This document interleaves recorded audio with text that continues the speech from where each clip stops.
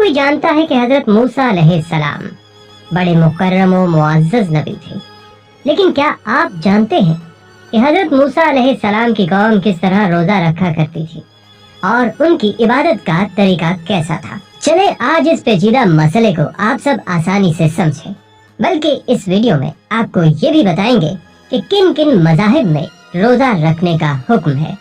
دوستو، آج کی یہ ویڈیو ماہ رمضان کے مبارک مہینے کو مد نظر رکھ کر پیش کی جا رہی ہے تاکہ ہمارے ناظرین اور سامعین رمضان کے روزوں کی اہمیت، فوائد اور فضائل کو بہتر طریقے سے سمجھ سکیں۔ تو پیارے دوستو اور میری بہنوں، اسلام کے علاوہ 6 مذاہب کے پیروکار روزہ رکھتے ہیں، یعنی مسلمان ہی نہیں بلکہ عیسائی، یہودی اور ہندو بھی روزہ رکھتے ہیں۔ ناظرین، اہل اسلام کے لیے روزے کی فرضیت کا حکم اگرچہ ہجرت نبوی صلی اللہ علیہ وآلہ وسلم کے بعد نازل ہوا، مگر اس سے قبل بھی دنیا کے دوسرے مذاہب میں روزے کا تصور پایا جاتا تھا۔ ناظرین، ہم سب سے پہلے بات کرتے ہیں کہ یہودی مذہب میں روزے کیسے رکھے جاتے ہیں۔ تو ناظرین، مسلمانوں کے علاوہ یہودی بھی بہت زیادہ روزے رکھتے ہیں۔ حضرت موسیٰ علیہ السلام پر نازل ہونے والی مقدس کتاب تورات میں اللہ کریم نے کئی مقامات پر روزے کی فرضیت کا حکم دیا ہے۔ حضرت موسیٰ علیہ السلام کی شریعت میں صرف ایک روزہ فرض تھا اور یہ عاشورہ کا روزہ تھا۔ یوم عاشورہ محرم الحرام کو کہتے ہیں۔ یوم عاشورہ کے روزے کو کفارہ کا روزہ کہا جاتا ہے۔ روزے میں یہودی اپنا بیشتر وقت سنگان میں گزارتے ہیں، توبہ اور استغفار کرتے ہیں، تورات کی تلاوت میں مصروف رہتے ہیں۔ بنی اسرائیل کے لیے یوم عاشورہ کا روزہ رکھنا ضروری تھا اور آج بھی وہ اس پر عمل کر رہے ہیں، حالانکہ ان کا روزہ بہت طویل ہوتا ہے۔ یہ سورج ڈوبنے کے بعد سے شروع ہوتا ہے اور لگ بھگ 25 گھنٹے بعد اگلے روز رات کے شروع ہونے پر ختم ہوتا ہے۔ اس روزے کے دوران یہودی کھانے پینے کے ساتھ ساتھ جنسی تعلق سے بھی بچتے ہیں۔ وہ اس بیچ چمڑے کے جوتے اور آرام و آسائش کے ساز و سامان سے بھی پرہیز کرتے ہیں۔ یہودیوں میں بہت سے فرقے پائے جاتے ہیں اور یہ لوگ مختلف ایام میں روزے رکھتے ہیں، بلکہ تزکیہ نفس اور خیالات کی یکسوئی کے لیے بھی روزے رکھنے کا رواج یہودیوں میں پایا جاتا ہے۔ ناظرین، تورات کی بعض روایات سے ظاہر ہے کہ بنی اسرائیل پر 7ویں مہینے کی 10ویں تاریخ کفارہ کا روزہ رکھنا ضروری تھا اور یہ روزہ نہ رکھنے والوں کے لیے سخت بات کہی گئی تھی کہ جو کوئی اس روزہ کو نہیں رکھے گا وہ اپنی قوم سے الگ ہو جائے گا۔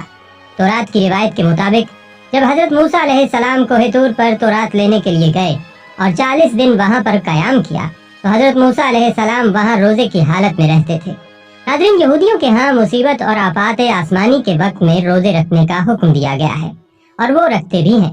جب بارش نہیں ہوتی اور قحط سالی پڑتی ہے تو بھی یہودیوں کے ہاں روزہ رکھا جاتا ہے۔ یہودیوں میں اپنے بزرگوں کی یوم وفات پر روزہ رکھنے کا رواج بھی پایا جاتا ہے۔ مثلاً حضرت موسیٰ علیہ السلام کے یوم انتقال پر یہودی روزہ رکھتے ہیں۔ اس کے علاوہ دوسرے بزرگوں کے یوم وفات پر یہودی روزہ رکھتے ہیں۔ ناظرین، اب ہندو مذہب میں روزے کا تصور کیا ہے وہ بھی آپ کو بتاتے ہیں۔ ناظرین، ہندو مذہب کے 95% پیروکار بھارت میں پائے جاتے ہیں۔ ناظرین، بھارت میں پرانے زمانے سے روزے کا تصور پایا جاتا ہے، جسے عرف عام میں ورت کہا جاتا ہے۔ ورت رکھا جاتا ہے اور اس کے احکام کہاں سے آئے اس بارے میں کچھ نہیں کہا جا سکتا، مگر مذہبی اور سماجی روایات چلی آ رہی ہیں جن کی پابندی میں یہاں پر روزہ رکھا جاتا ہے۔ ناظرین، ہندو مذہب میں ہر مہینے کی 11-12 تاریخ کو اکادشی کا روزہ ہے۔ اس حساب سے سال کے 24 روزے ہو گئے۔ ہندو جوگی اور سادھو میں بھوکے رہنے کی روایات پرانے زمانے سے چلی آ رہی ہیں اور بہت سے تپسیا کے دوران عموماً کھانے سے پرہیز کرتے ہیں۔ ان کے ہاں روزے کی حالت میں پھل، سبزی اور دودھ اور پانی وغیرہ کی ممانعت نہیں ہے، مگر بعض روزے ایسے بھی ہیں جن میں وہ ان چیزوں کا استعمال بھی نہیں کر سکتے۔ ناظرین، ہندوستانی سنیاسی بھی جب اپنے مقدس مقامات کی زیارت کے لیے جاتے ہیں تو وہ روزے میں ہوتے ہیں۔ ہندوؤں میں نئے اور پورے چاند کے دنوں میں بھی روزہ رکھنے کا رواج ہے۔ اس کے علاوہ قریبی عزیز کی وفات پر بھی روزہ رکھنے کی روایت پائی جاتی ہے۔ خاص بات یہ ہے کہ ہندو عورتیں اپنے شوہروں کی لمبی عمر کے لیے کروا چوتھ کا روزہ رکھتی ہیں۔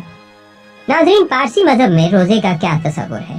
इस हवाले से भी जान लीजिए कि पारसी मजहब की इब्तदा हजरत ईसा अलैहिस्सलाम से पहले फारस ईरान में हुई। यहूदियों की तरह ईसाइयों में भी रोजे का तसव्वुर पाया जाता है। इंजील की रिवायत के मुताबिक हजरत ईसा अलैहिस्सलाम ने 40 दिन और 40 रातें रोजा रखा था और हजरत ईसा अलैहिस्सलाम ने रोजे के बारे में अपने हवारियों को हिदायत फरमाई थी।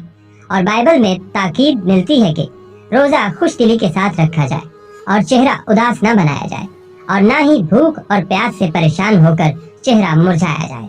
नाज़रीन, ईसाइयों में सबसे बड़ा फिरका रोमन कैथोलिक है और रोमन कैथोलिक ईसाइयों में बुध और जुमा के रोजा रखा जाता है।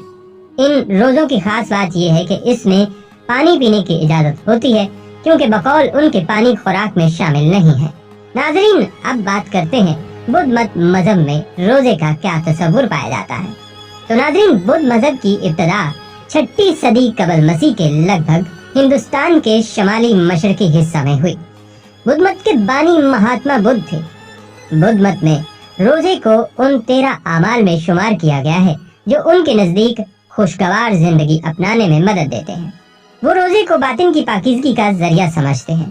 बुद्ध मत के बख्शु यानी मजहबी पेशवा कई दिनों तक रोजा रखते हैं और अपने गुनाहों से तौबा करते हैं। गौतम बुद्ध की बरसी से मुतसिल पहले 5 दिन पहले रोजा रखे जाते हैं। ये रोजे बख्शु मुकम्मल रखते हैं लेकिन अवाम जुज़वी रोजा रखते हैं जिसमें सिर्फ गोश्त खाना मना होता है। बुद्ध मत में आम पैरोकारों को हर माह 4 रोजे रखकर गुनाहों का एतराफ और तौबा करने की ताकीद की गई है।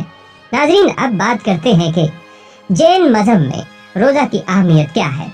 जैन मजहब की इब्तदा आज से तकरीबन 2550 साल पहले हिंदुस्तान के इलाके उत्तर प्रदेश में हुई। महावीर इस मजहब के बानी हैं। हिंदू मत की तरह जमात या सन्यासी की मुक़द्दस मकामात की ज़ियारत के दौरान में रोजे रखे जाते हैं और इसी तरह बाज़ खास त्योहारों से पहले रोजे रखने का दस्तूर भी इनमें पाया जाता है। इनके मजहब में मशहूर त्योहार वो हैं जो उनके मजहब के बानी महावीर की जिंदगी के मुख्तलिफ आयाम की याद में मनाए जाते हैं। नाज़रीन, उनका पहला त्योहार साल के उस दिन मनाया जाता है जिस दिन महावीर आलम बाला से बतन मादर में मुंतकिल हुए थे। दूसरा त्योहार उनके यौम पैदाइश पर मनाया जाता है और तीसरा त्योहार उस दिन मनाया जाता है जिस दिन उन्होंने दुनिया से तयाक इख्तियार किया था, यानी दुनिया से तर्क हो गए थे। चौथा त्योहार उस दिन मनाया जाता है जिस दिन उन्होंने इल्हाम पा लिया था और पांचवा त्योहार उस दिन मनाया जाता है जिस दिन उनकी वफात हुई थी और उनकी रूह ने जिस्म से मुकम्मल आज़ादी हासिल कर ली थी। जैन मजहब का सबसे अहम त्योहार पुरस्ना के नाम से मौसूम है। ये त्योहार भाद्रा अगस्त सितंबर के महीने में मनाया जाता है। जैन मत का ये त्योहार 8 दिन तक और बाद में 10 दिन तक जारी रहता है। इस त्योहार का चौथा दिन महावीर का यौम पैदाइश है। इसके मौका पर आम लोग रोजा रखते हैं और अपने पिछले गुनाहों की माफी मांगते और तौबा करते हैं। नाजरीन, इन जैन मत के पैरोकार लोगों में ये रिवाज भी है कि उनकी कंवारी लड़कियां शादी से कुछ दिन पहले रोजे रखती हैं। नाजरीन, जैसा कि हमने आपको मुख्तलिफ मज़ाहिब में रोजे का तस्वुर बताया, अब हम आपको मुख्तसर तौर पर रोजे के जिस्मानी, इखलाकी और मुआशरती फ़वाइद से भी आगाह करते हैं। नाजरीन, वैसे तो माह रमज़ान के दौरान रोजे रखना मजहबी फरीज़ा है, मगर ये सेहत की बेहतरी के लिए भी बेहतरीन वक्त होता है। जब आप कुछ वक्त तक ग़िज़ा को खुद से दूर रखते हैं तो जिस्म के अंदर काफ़ी कुछ होता है। मिसाल के तौर पर जिस्म हार्मोन्स की सतह में तब्दीलियाँ लाता है ताकि ज़ख़ीरा शुदा जिस्मानी चर्बी ज्यादा काबिल रसाई हो, जबकि अहम खुलियाती मुरम्मत का अमल शुरू हो जाता है। रोजे के दौरान खून में इंसुलिन की सतह में नुमाया कमी आती है जो चर्बी घुलाने में मदद फराहम करती है।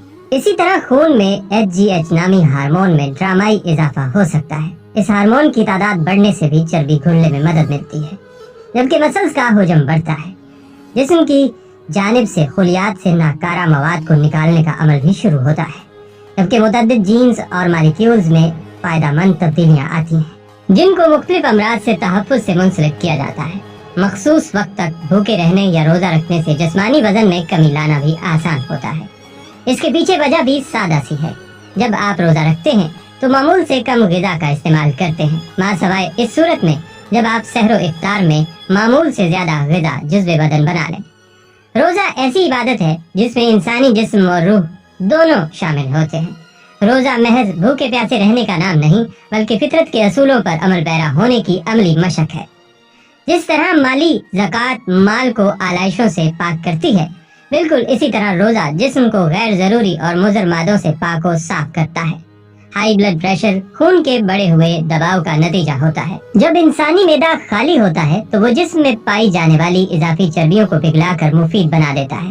جگر میں جمع شدہ گلائکوجن، جس کی اضافی مقدار ٹرائی گلائسائڈ کی شکل میں نقصان دہ ثابت ہوتی ہے، بحالت روزہ توانائی کی شکل میں جسم کو توانائی مہیا کرنے کا باعث بن جاتی ہے۔ دوران ماہ صیام دھیان رکھیں، غذا کے حوالے سے یہ بات ہرگز اہم نہیں ہوتی کہ ہم کتنا کھا رہے ہیں، بلکہ اہم یہ ہے کہ ہم کیا کھا رہے ہیں۔ ہمارے بدن کی نشو و نما اور طبی تبدیلیوں کا دار و مدار غذا پر ہوتا ہے۔ اگر ہم اپنی جسمانی ضروریات، فطری رجحانات اور طبی میلان کو پیش نظر رکھتے ہوئے یومیہ غذاؤں کا استعمال کریں تو یہ بات بڑے وثوق سے کہی جا سکتی ہے کہ ہم 50% تک بیماریوں کے خطرات سے محفوظ ہو جائیں گے۔ اپنے ماحول کو آلودگی اور پراگندگی سے بچانے کا مزید 20% امراض کے حملوں سے بچا جا سکتا ہے۔ اور اگر ہم ہر حال میں راضی برضائے خدا رہنا سیکھ لیں، یعنی خود ساختہ پریشانیوں سے خود کو بچا لیں، تو ہم 90% تک مختلف امراض سے محفوظ رہ سکتے ہیں۔ دعا کیجیے کہ اللہ پاک ہمیں روزے جیسی عبادت کو اپنانے والا بنائے اور رمضان کے روزے شوق اور ذوق کے ساتھ رکھنے والا بنائے اور ہمیں ہر قسم کی بیماریوں سے محفوظ فرمائے۔ آمین یا رب العالمین۔